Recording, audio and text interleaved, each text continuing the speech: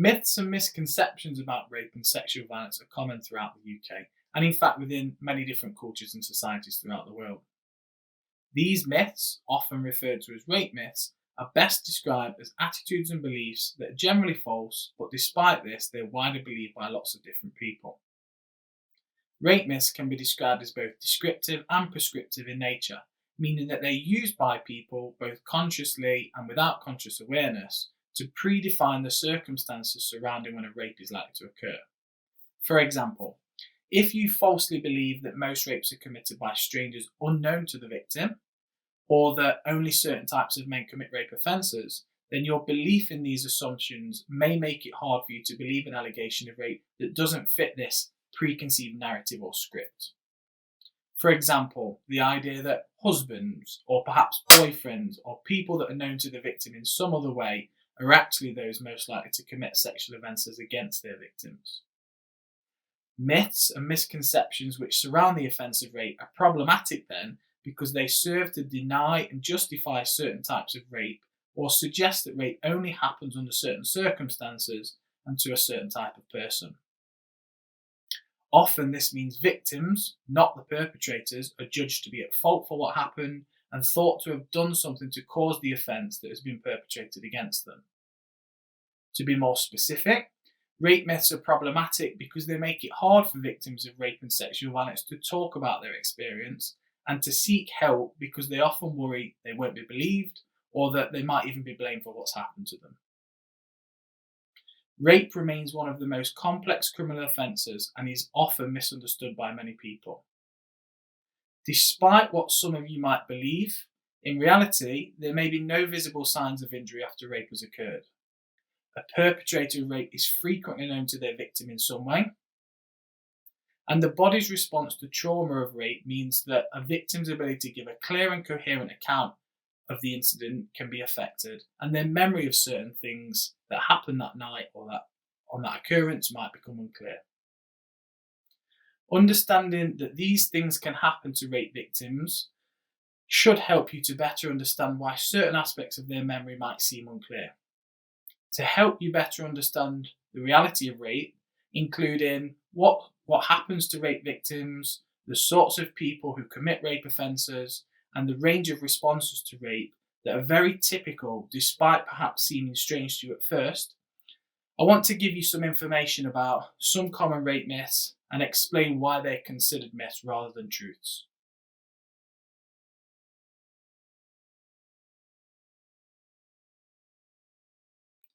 One common myth is that if a person has consumed alcohol or taken drugs, then they have made themselves vulnerable to being raped and that person should bear some responsibility of what happened. The reality or truth surrounding this myth is that victims of rape should never be considered responsible for what happened to them, regardless of whether they've consumed any alcohol or taken any drugs, or agreed to be in a situation where you might feel they were vulnerable to being sexually assaulted.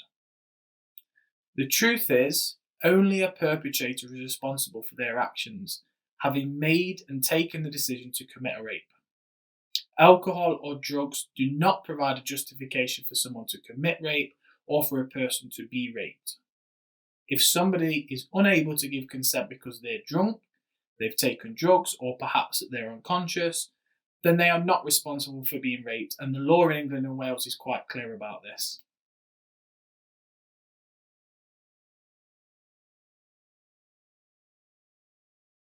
Another myth relates to how victims respond to a rape.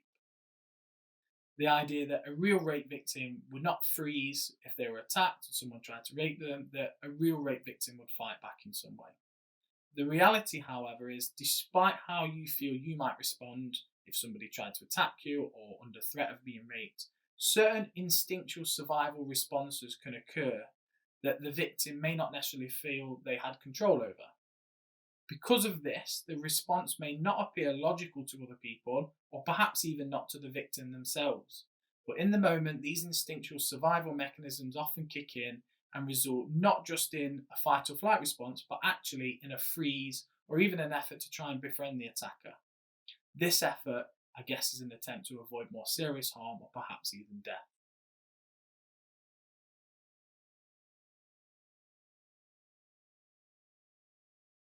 Another common rape myth relates to violence, the idea that rape is always violent and involves some form of physical force.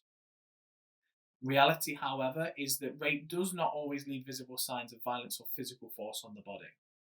Not all rapes involve a violent attack and substantial physical force, and so it's important to be aware that a lack of evidence of such physical force, perhaps bruising or cuts, does not mean that the rape didn't take place and that a genuine rape hasn't occurred.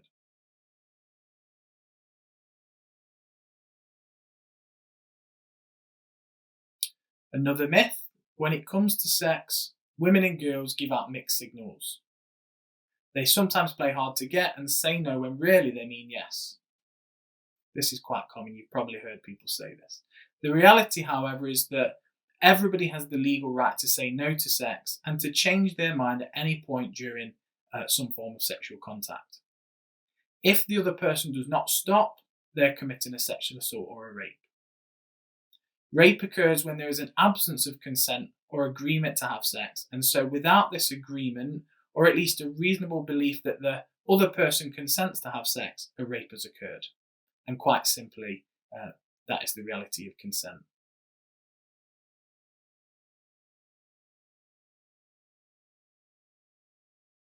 Myths around sexual arousal are also quite common.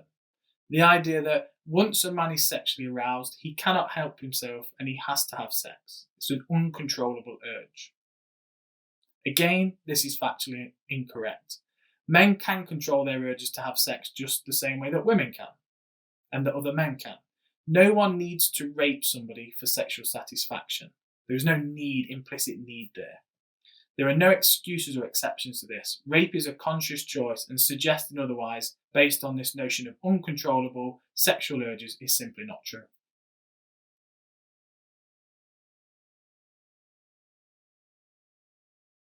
Lots of rape myths also surround the circumstances within which a rape offence occurs and the sorts of people who are capable of committing a rape offence.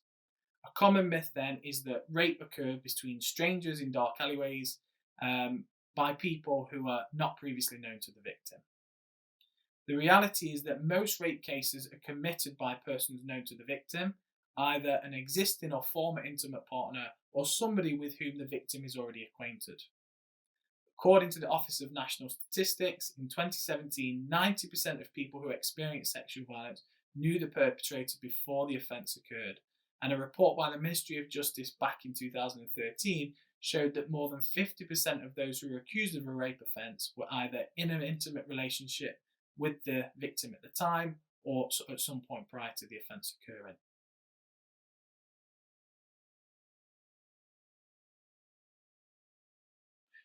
Some rape myths also relate to the victim's ability to provide a coherent account and memory of what happened to them. So a common myth is the idea that a real victim would be able to provide a clear and coherent account of what happened to them after and during being raped. The reality, however, can be quite different. Rape, of course, can be very traumatic, and memory can be affected in a number of ways. Some individuals, understandably, may try to avoid thinking about the rape and what happened during the course of that situation. This then can obviously have an impact on their ability to accurately recall the details of what happened, and some of their memory and recall around the rape offence may be impacted negatively.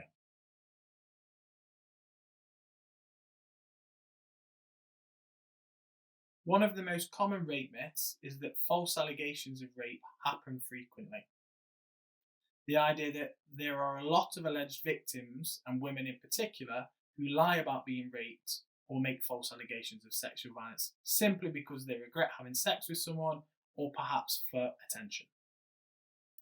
The reality, however, is quite different, and that's that rape is an extremely underreported crime, and most people who experience sexual violence and rape never tell the police what happened to them.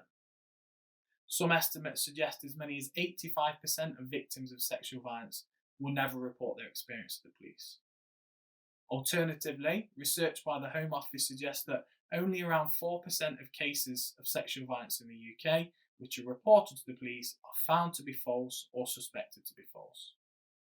Further examination of false allegations for the offence of rape display that false allegations are actually no higher for rape than any other crime type.